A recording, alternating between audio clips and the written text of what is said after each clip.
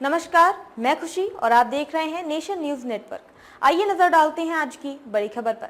नवरात्रि में आज दूसरे दिन होगी मां ब्रह्मचारिणी की पूजा, जानिए उपासना विधि। शारदीय नवरात्रि की शुरुआत कल से हो चुकी है और आज नवरात्रि का दूसरा दिन है जो मां ब्रह्मचारिणी को समर्पित है। तो चलिए जानते हैं कि नवदुर्गा के दूसरे स्वरूप मां ब्रह्मचारिणी की क्या मान्यता है, उपासना विधि और उपासना से क्या लाभ होता है। जानिए कौन है मां ब्रह्मचारिणी।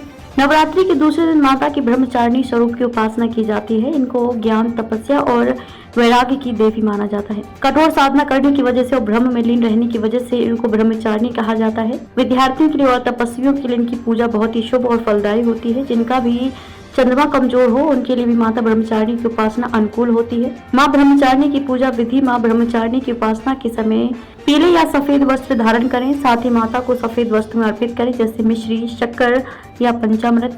ज्ञान और वैराग्य का कोई भी मंत्र माता के सामने जप करते हैं। वैसे माँ ब्रह्मचारिणी के लिए ओम एम नमः मंत्र का जाप विशेष होता है। साथ ही जलीय आहार और फलाहार पर विशेष ध्यान दें। माँ ब्रह्मचारिणी की पूजा का लाभ। नवरात्रि के दूसरे दिन सफेद वस्त्र धारण करके पूजा करनी चाहिए, या महिलाएं चाहें तो पीला वस्त्र भी पहन सकती हैं। इस दिन माता के मंत्रों के साथ चंद्रमा के मंत्र का जप भी आप कर सकते हैं। माता को चांदी की वस्तु भी समर्पित की जा सकती है और बाद में इसको अपने पास सुरक्षित रखा जा सकता है। इस दिन शिक्षा और ज्ञान के लिए विद्यार्थियों को माँ सरस्वती की उपासना भी करनी चाहिए। उसके परिणाम उनके लिए बहुत शुभ होते हैं। माँ ब्रह्मचारिणी का भोग। नवरात्रि के दूसरे दिन माता को शक्कर का भोग लगाएं और भोग लगाने के बाद घर के सभी सदस्यों में बांटें। माँ ब्रह्मचारिणी की कथा। पौराणिक कथा के अनुसार देवी पार्वती ने दक्ष प्रजापति के घर ब्रह्मचारिणी के रूप में जन्म लिया था। देवी पार्वती का ये स्वरूप किसी संत के समान था। एक बार उन्होंने भगवान शिव को प्रसन्न करने के लिए घोर तपस्या करने का प्रण लिया। इनकी तपस्या हजारों वर्षों तक चली। भीषण गर्मी, कड़कड़ाती ठंड और तूफानी बारिश भी इनकी तपस्या का संकल्प नहीं तोड़ पाई। कहते हैं कि देवी ब्रह्मचारिणी केवल फल, फूल और बेलो पत्र की पत्तियां खाकर ही हजारों साल तक जीवित रही थी। जब भगवान शिव नहीं माने तो उन्होंने इन चीजों का भी त्याग कर दिया और बिना भोजन व पानी के अपनी तपस्या को जारी रखा। पत्तों को भी खाना छोड़ देने के कारण उनका एक नाम अर्पणा भी पड़ गया। एक बार देवी ब्रह्मचारिणी की इसी तपस्या से प्रसन्न होकर ब्रह्मा जी ने वरदान देते हुए कहा कि उनके जैसा कठोर तप आज तक किसी ने नहीं किया है।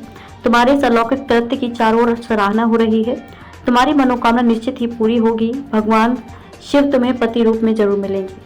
नवरात्रि के दूसरे दिन माता की ब्रह्मचारिणी स्वरूप की उपासना की जाती है। इनको ज्ञान, तपस्या और वैराग्य की देवी माना जाता है। कठोर साधना करने की वजह से और ब्रह्म में लीन रहने की वजह से इनको ब्रह्मचारिणी कहा जाता है। विद्यार्थियों के लिए और तपस्वियों के लिए इनकी पूजा बहुत ही शुभ और फलदायी होती है। जिनका भी चंद्रमा कमजोर हो उनके लिए भी माता ब्रह्मचारिणी की उपासना अनुकूल होती है। माँ ब्रह्मचारिणी की पूजा विधि। माँ ब्रह्मचारिणी की उपासना के समय पीले या सफेद वस्त्र धारण करें। साथ ही माता को सफेद वस्त्र में अर्पित करें, जैसे मिश्री, शक्कर या पंचामृत।